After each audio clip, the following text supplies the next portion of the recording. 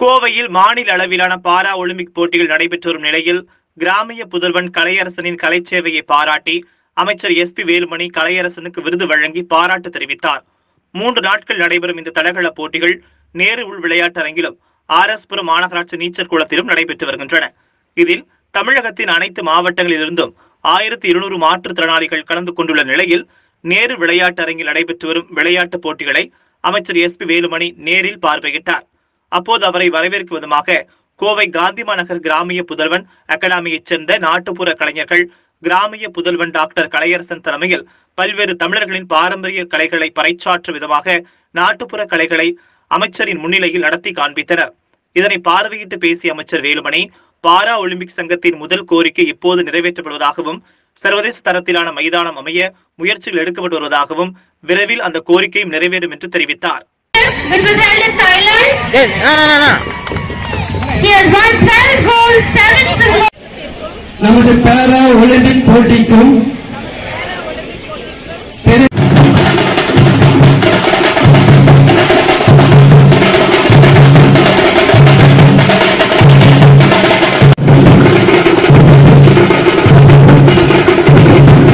முதல் சந்தோஷ் அந்த தர்ஷனம் காலகோசங்களை இருந்து மகிழ்ச்சிப்படுத்துமாறு Championship 2021 Open.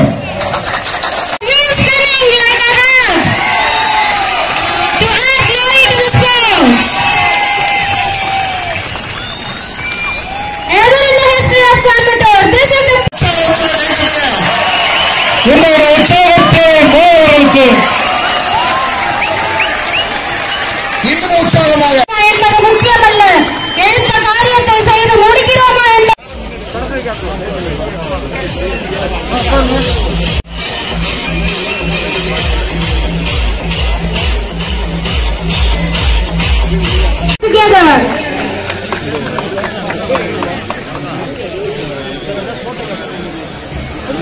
Next request.